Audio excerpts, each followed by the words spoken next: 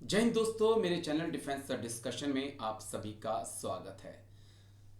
दोस्तों, भारत और पाकिस्तान यूं तो कट्टर दुश्मन है। ना पाकिस्तान भारत को देखना चाहता है, ना भारत पाकिस्तान को। लेकिन दोनों ही देश एक दूसरे के साथ अपने सबसे खुफिया और खतरनाक हथियारों की जानकारी साझा कर रहे हैं। यकीन मानिए दोस्तों, भारत ने अपने न्यूक्लियर वेपन कहां रखे हैं ये भारत पाकिस्तान को बता रहा है, और पाकिस्तान भी ये बता रहा है कि उसने अपने न्यूक्लियर वेपन कहां पर रखे हैं। हैरान मत होइए, ये बहुत बड़ी खबर है कि भारत खुद पाकिस्तान को बताता है कि हमने यहां पर अपने परमाणु हथियार रखे हैं। मैं पाकिस्तान खुद भारत को बताता है कि यहां पर मेरे परमाणु हथियार हैं। अब आप सोचिए कि ऐसा कैसे हो सकता है कि दो कट्टर दुश्मन देश एक दूसरे के साथ परमाणु हथियारों की खुफिया जानकारी साझा करें। मेरे तमाम दर्शक भी मुझसे पूछ रहे हैं कि सर, भारत क्यों पाकिस्तान को बताता है कि हमने कहां पर परमाणु हथियार रखे हैं। ये खबर आज बहुत सुर्खियों में है सर कि भारत और पाकिस्तान आपस में न्यूक्लियर की जो जानकारी है, न्यूक्लियर वेपन से जुड़ी जानकारी है, उसको साझा कर रहे हैं। लेकिन ये सिलसिला एक पुराना सिलसिला है सर। क्या वजह है कि हम अपने कट्टर दुश्मन को, जो कि कट्टर दुश्मन है, जो हमें देखना नहीं चाहता इस जमीन पर, इस धरती पर, हम उसको बता रहे हैं कि भाई हमने यहां पर अपने परमाणु हथियार रखे हुए हैं। देखिए, ये एक इसका थोड़ा बैकग्राउंड देना आपको जरूरी है। ये जो जी। एग्रीमेंट है, prohibition of attack against nuclear installations and facilities, ये एग्रीमेंट 31 दिसंबर 1998 में साइन हुआ था। प्राइम मिनिस्टर बेनजीर भुट्टो और Indian prime minister Rajiv Gandhi के साथ। Okay sir. और 27 जनवरी 1991 में इस अ, ये इम्प्लीमेंट हुआ था। Okay sir. और इसकी दो कॉपियां बनी थी, एक उर्दू में बनी थी, एक हिंदी में बनी थी। और ये इसको जरूरी क्यों हुआ कि 1986 में जी। एक इंडियन आर्मी ने एक मैसिव एक्सरसाइज करी थी, उसका नाम था ब्रास टैक्स। Okay sir. और उस एक्सरसाइज में मैं भी था, उसको मुझे याद है, 1986 में। जी। तो उस टाइम पे एक डर बैठ गया था पाकिस्तान के माइंड में भी कि भाई अ, ये जो एक्सरसाइज है, इस एक्सरसाइज के बहाने ऐसा ना हो कि भारत हमारे ऊपर अटैक कर जाए और ओके। उसमें एक न्यूक्लियर अटैक ना हो जाए। तो फिर उसके बाद अ, अ,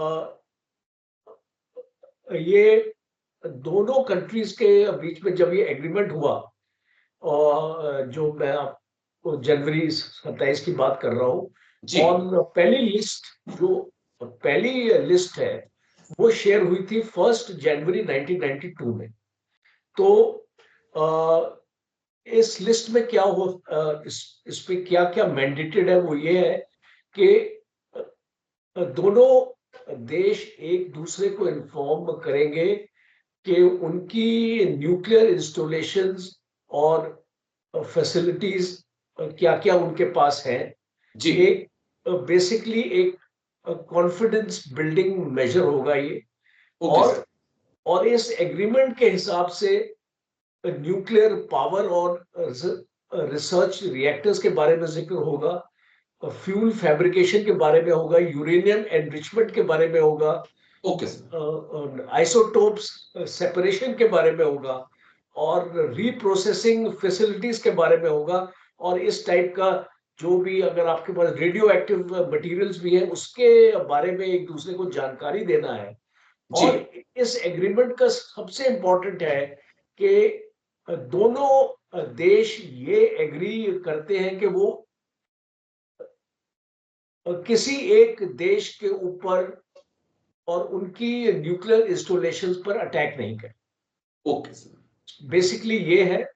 अब हम उनको जो पाकिस्तान भी हमको ये इसको इंफॉर्मेशन देता है और हम भी उनको देते हैं। अकॉर्डिंग टू जी इंफॉर्मेशन 33 बार ये लिस्ट एक्सचेंज हो चुकी है।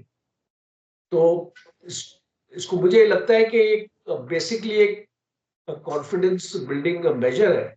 ओके और अब ये देखना है कि बहुत इंटरेस्टिंग है कि इस साल ये एक्सचेंज होती है कि नहीं।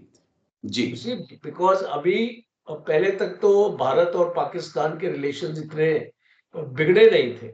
जी और आज का माहौल देखते हुए और खास तौर पे बांग्लादेश में अगर पाकिस्तान की एंट्री हो चुकी है, जी जी और अकॉर्डिंग टू रिपोर्ट्स पाकिस्तान की आईएसआई बांग्लादेश में इनके लोगों को ट्रेनिंग दे रही है, और खास तौर पे रोहिंग्यास को ट्रेनिंग दे रही है। 3 एरियाज हैं ओके जो सर। आपके चित्तौड़ हिल ट्रैक पे, सिलेट एक जगह है जहां सिलेक्ट पे जगह बिल्कुल सर। जहां पे इंफॉर्मेशन है कि ये ट्रेनिंग उनको दी जा रही है। तो अगर ये चीज हम इसको देख रहे हैं तो ये बहुत इंटरेस्टिंग होगा कि ये जो एग्रीमेंट है जो बेनजीर भुट्टो और राजीव गांधी के बीच में हुई थी, अब ये एग्रीमेंट इसको आगे लेके जाते हैं या इस एग्रीमेंट को एक साइड स्टेप अपना कर देते हैं या नजरअंदाज कर देते हैं। जी बट फिलहाल ये एग्रीमेंट रद्द नहीं हुई ओके सर। है, फिलहाल ये एग्रीमेंट है। और